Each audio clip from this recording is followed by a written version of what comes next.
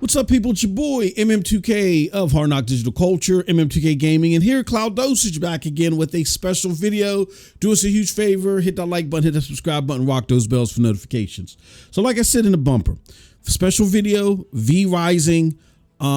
Shout out to the people at Keymailer. Shout out to the people at Stunlock Studios that gave us access. I will tell you that I was pleasantly surprised by this game, at least in my initial hours. I got like at least 5 hours in the game, but I'm going to focus right now on the first 2 hours. I'm going to actually show you footage from those first 2 hours. So I'm going to tell you about what I experienced in those first 2 hours. So I got 5 hours in the game total so far. And I'm going to tell you, the scale of this game, 5 hours is nothing. This is like a full-fledged game to where it's like a survival / action, isometric action game. I'm a little bit different from what a lot of people may be used to, or at least me. And I'm going to tell you, the reason why I was pleasantly surprised is this is not what I was expecting. So with no further ado, let me jump right into the footage so you can see exactly what it is that I'm talking about and why I'm actually pleasantly surprised with this. All right, so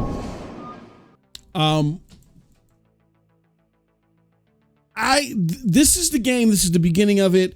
Very cool visuals and things like that. I love the art design of this game. Very good detail, you know what I'm saying, for, you know, and a lot of isometric games have good detail in them.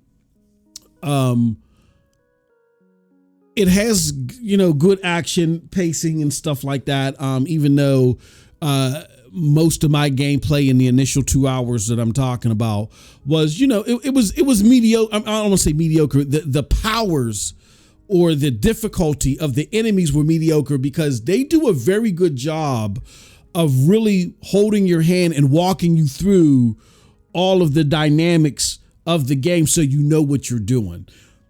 I will tell you, for these survival games, that is one of my biggest pet peeves. As a gamer that don't normally play these survival games, trying to figure out what to do is like pulling your hair out, or it's like pulling teeth out of a turtle. This one walks you through, and from the character design that you're seeing here all the way up to when you build your first structure, when you build your first castle, it really walks you through and shows you what you need to do and not make it too difficult or not leave out important context or things for you to discover on your own. I hate when games do that. It's a modern trend. It's lazy development, and the people at Stunlock Studios, they definitely don't suffer from that. So that made me, while I'm going through this game, and this is me going through the character builder. Let's move up a little bit. As you can see, it is robust in the shading and stuff like that, and all the cool stuff that you could do. I tell you what, let me try to find. There we go. All right. So this is me roaming at the beginning. I came right out of my coffin, just going through some of the particulars and stuff like that. I do want to show you guys something else, as I'm just sitting there breaking structures and trying to make sure that I don't leave any stone unturned, right? Trying to find every single resource or whatever I can in this game, because I don't understand the mechanics of this game. I don't know how this game works. All I know is I've seen some screenshots of you in action. I've never seen the building or anything like that. So the building aspect of it was new to me. I was not expecting that. Here's what I thought I was going to get when I saw this game, and you might have thought the same thing. Here, let me pause this and show you what this game is right here.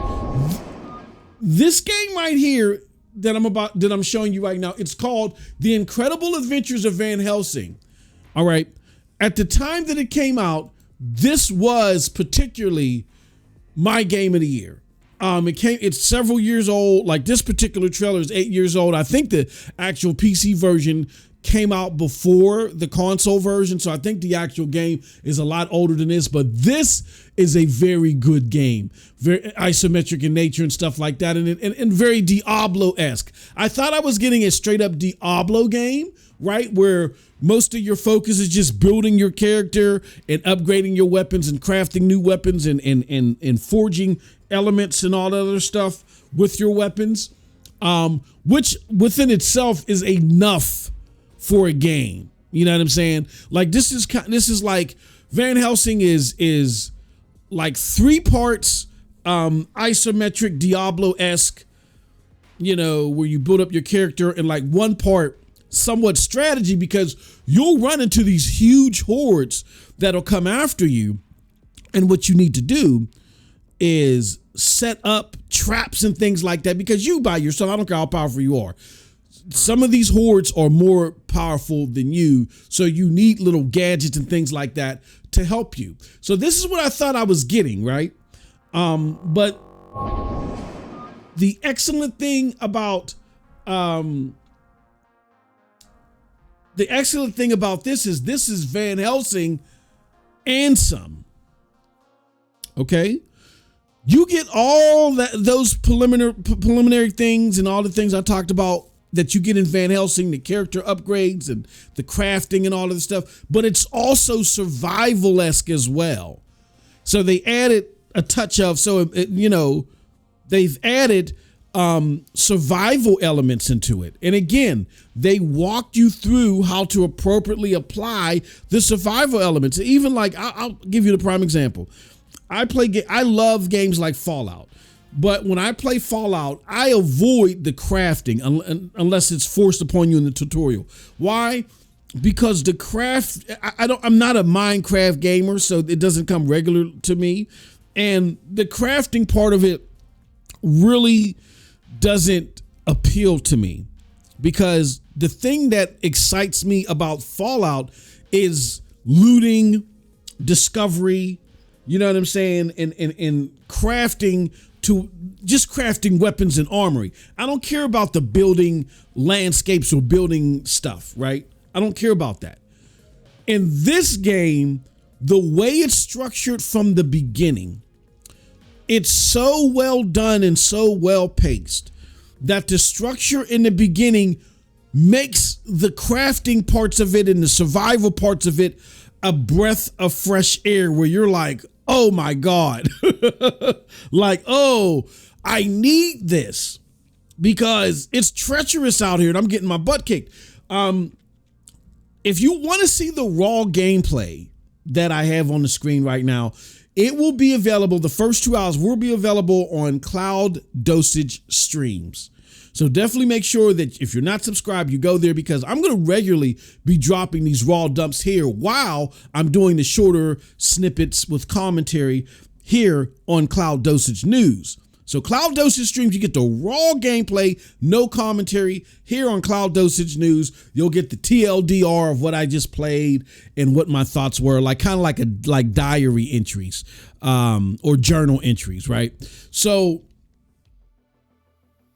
when I got to the point to where it was like, because I remember I was like, hold on. In the beginning parts, I'm sitting there breaking and breaking up a whole bunch of stone and a whole bunch of wood. Like I was like, man, I must be building some serious weaponry and gear. I had no idea, didn't do my research. I had no idea that this was like survival-esque, where you build structures. So then when I had to go build my first structure, at first I was like, hold on. I didn't know this was that game. But the time that they made me do it, I had just got my rear end handed to me by all these enemies and these creatures. And another dynamic, which they do perfectly, where this is a perfect fit for this. And I'm so glad that I came across this game. I'm even more excited for it than I was before I even knew this element was in there. Because I'm going to be honest with you.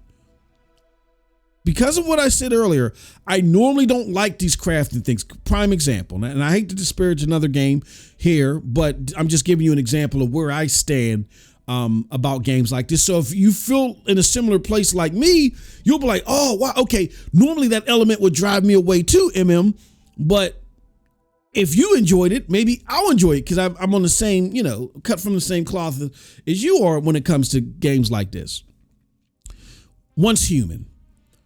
The building element of Once Human, I went through the tutorial, does not interest me at all. And it confuses me.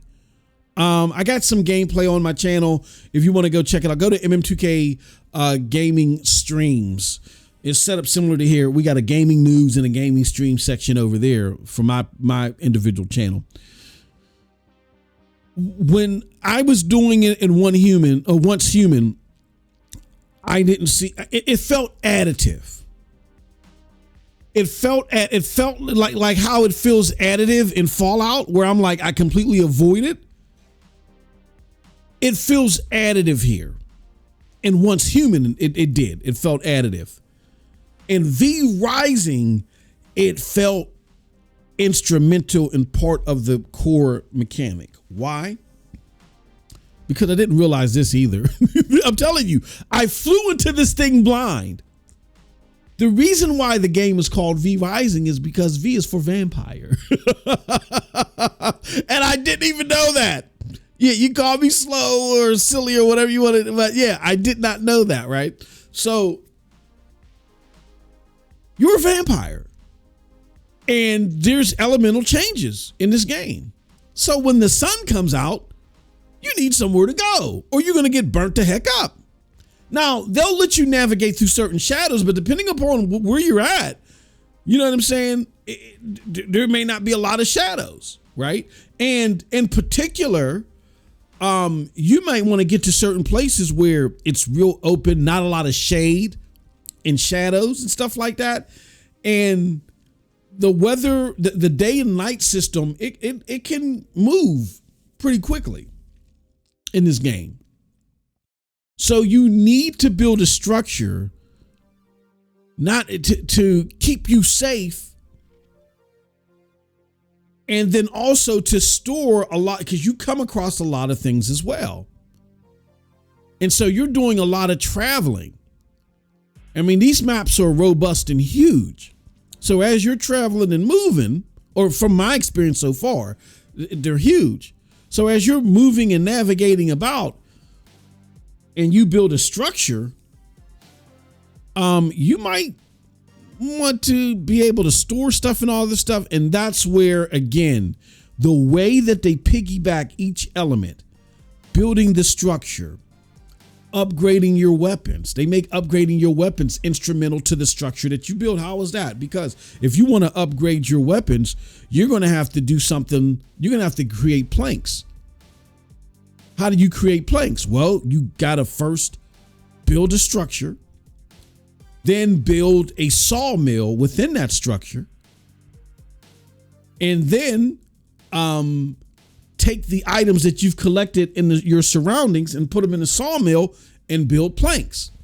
Once you build planks, you combine planks and certain things and certain elements and weapons, and you can upgrade them. And it gets even more intricate than that. So they've ingrained the survival parts into the core gameplay mechanic and not just made it additive. Now, there may be other games where the survival parts are more than, additive, but they're confusing. And in VRising, it makes so much sense because the way that they properly paste everything and put it in front of you in the right timing and chronological order, it makes so much sense off the bat. Where someone like me, who a lot of you might say, you're just slow. Okay, fine, I'm slow. Someone slow like me can catch on. And if you want to have a big footprint with your game and have people just go, look, man, I was just having this discussion on my other channel. People's times are limited. A lot of you may feel like that blow 100. Like we were talking about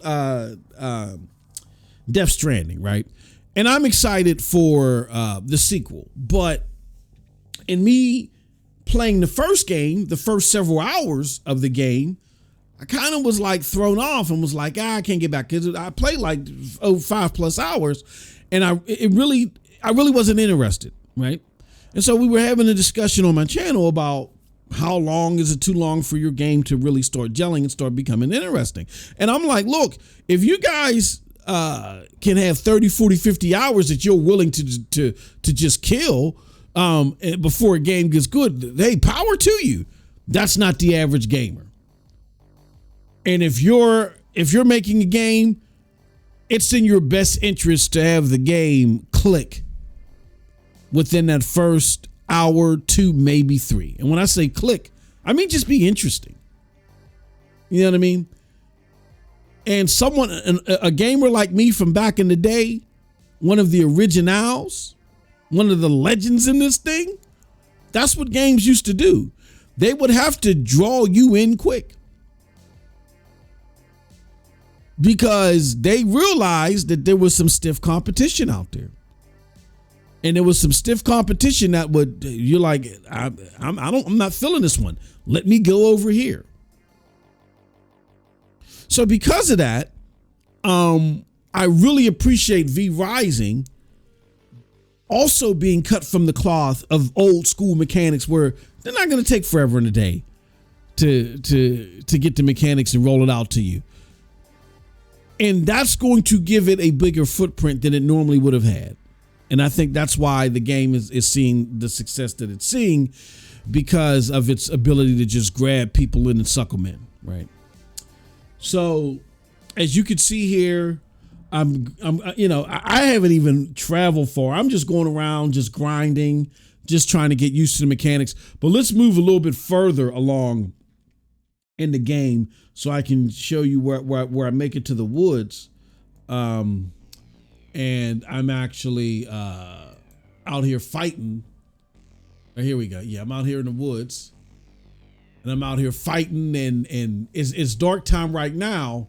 But what I want to do, or am I? No, I'm still in the cemetery here. Yeah, I spent a lot of time in the cemetery grinding. This is me grinding in the cemetery, just trying to get used to the attack mechanisms. And see over here in the upper left-hand corner where it says gathering, that's another cool feature. Your objective is always present for you to see, so you could be like, hey, what am I doing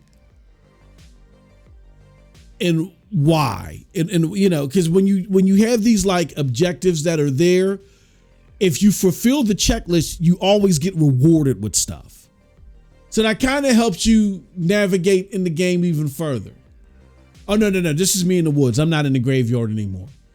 Another cool element in the game, as you're about to see, is you can feed on certain animals or certain biological living creatures. And if you feed on certain creatures, having certain creatures' blood in your system gives you certain benefits. So as you can see here, like I'm fighting a wolf right now. At this point in time, the wolf is the best blood organism that I can have in my body. But the moment you suck blood from some other type of creature, it changes the blood structure in your body and gives you other benefits and cons. So that's another cool twist on the whole thing that you got to be conscientious of. Like, for instance, if you know, the most minuscule type of blood you can have, if you look at the lower left-hand corner, is that of a rodent. Of rats. So you can have rat blood in you, and then you can use blood to heal you as well, right? But rat blood is the most common blood to come across. So if your energy's down, which is that blue bar where you see the 165 over 232 right now, if that bar goes down, that sphere that's under that bar in the left-hand corner, that's the blood. And if you look even further down next to where it said 7%, that's the type of blood that I have in my body. And I think it just switched. I think I just switched blood type. Now, as you can see, I just did an accomplishment. I might claim it right now. Can't remember if this is the point where I claimed the accomplishment. Yeah, there you go. I just claimed it. So I got something called a castle heart, and that is what allows me to build. I'll show that in a little bit. But yeah, when you here, let's move forward a little bit. When you have certain type of blood in you, if I heal myself off that blood, I might heal faster. I might give my character certain benefits off of healing. Oh, what happened? I might give my character certain benefits off of healing, right? And other things could happen. You know, like right now, as you can see, I'm healing. I think this is where I'm fighting this boss, this mini boss that was kicking the heck out of me. And I couldn't progress until I beat him. But what ended up happening is now you can see that there's the X there at the bottom left-hand corner. That X represents the fact that I went back to the rodent blood because I ran out of the blood of the forest animals that was more powerful because I had to keep healing myself. And I kept dying on this part. So that's another dynamic. Yeah, this plant thing kept kicking my rear end. Oh my gosh, it was so frustrating. There you go. And it killed me again. and just like a typical survival game, whatever you have in your inventory outside of weapons, because of the level, I have it on normal. So outside of weapons, I lose my inventory, and I got to go back, and it's still there. Like if you look in the upper right hand corner, you'll see the mini map, and you see that red bag. That's where I died at, and I can still go back and get it. But unfortunately I died by that monster. And so it makes it all the more challenging. So let's move forward a little bit and let's go to here goes my castle, right? So I started building my castle. And again, as you can see, it's daylight. So you may not be able to see it as clear, but I'm by shadow because I can't even go into the middle of my structure. Because again, I'm navigating this big forest, and it's great that I can create a midway point. So I got to build the structure in order to do that. And in that structure, it allows me to, like, I'm about to build a sawmill. That's what I just put up there. So the sawmill allows me to build and create certain types of materials that are needed in order to upgrade my weapon. So again, the crafting and the building and the survival stuff doesn't feel additive. It feels part of the natural flow, and you actually want to get into it. And so then right now I'm trying to put up a workbench because after now I don't have enough space in what I end up doing, and I'll fast forward past this. What I end up doing is I end up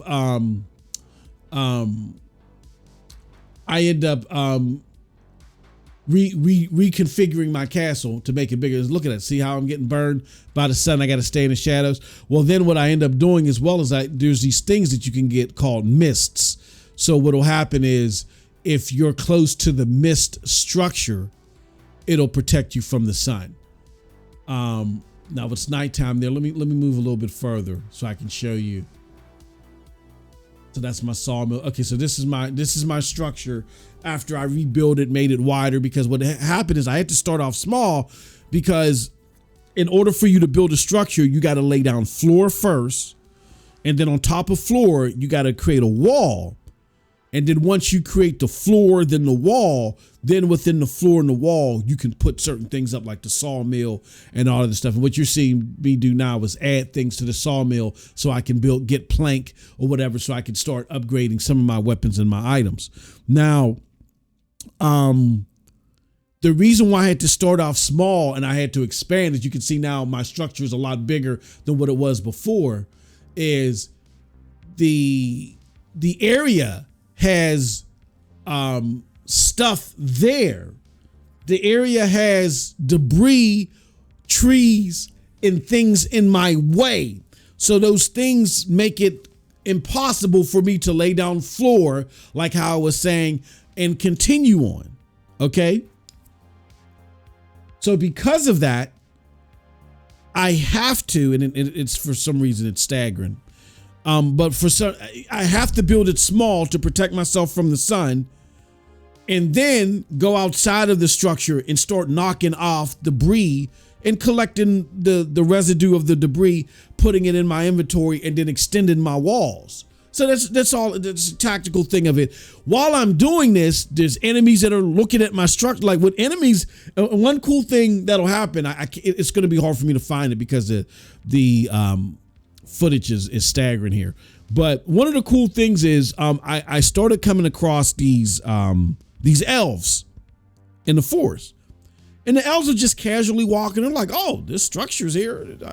I never noticed the structure's here. So they're like coming in my structure because I didn't set up doors yet. Because again, I'm just trying to protect myself from the shade, extend my walls slowly but surely, clear out enough area so I can expand my. So while I'm doing that, these elves come in there, and they're all enemies. They'll come in my structure, and I got to take them out one by one. You know what I'm saying? As they're coming in my structure, and then I can suck their blood and have their blood, and be extracting their blood. And right now, as far as the enemies that I face, the elves have the strongest blood. So, I definitely want to keep them. They're just rarer in number. So if I get attacked and I lose a lot of energy and I got to convert a lot of their blood to energy, I often got to switch back to the less dominating blood. But yeah, cool loop, excellent loop. I love how they do things. Look at that right there. I'm getting burnt up. I can't. At this point in time, as I'm building and I'm playing around with the building mechanic, I find these things called mists that, and I didn't even realize it. As you can see, it turns the upper area blue and puts a mist over it and blocks out the sun. And so as I stay in the misted area, the sun doesn't bother me, and it allows me, and then I can put up my coffin and rest in my coffin, all other stuff. So a lot of cool mechanics in the game that, again, make the survival parts of it feel even with the flow, but even better than that, the action is exactly what I thought it was going to be. And I'm enjoying it. So it's great stuff. So that's my video. And hopefully you enjoyed that first look at the game. Again, raw footage without it staggering all of the stuff is going to be on CloudDosage streams. So definitely check it out and come back here because I'm going to go through VRising 1.0, but the purpose of this, and the reason I got the code, is they would like for me to go through 1.1, share my thoughts with you, good and bad, and put it out there. So you'll see that here on this channel, as well as you'll see articles on CloudDosage.com chronicling my experience on the NVIDIA Geforce Now and Geforce Now Ultimate. All right, with that said, I appreciate everybody. Thank you so much. Hope you enjoyed this. And again, like I said, I'm really enjoying this, so stay tuned. We're looking at creating a private server, all that great stuff. So stay tuned, or just reach us over in the Discord. We'll have a link in there if you're interested in being part of that. But that's it. You guys have a wonderful gaming day. Peace.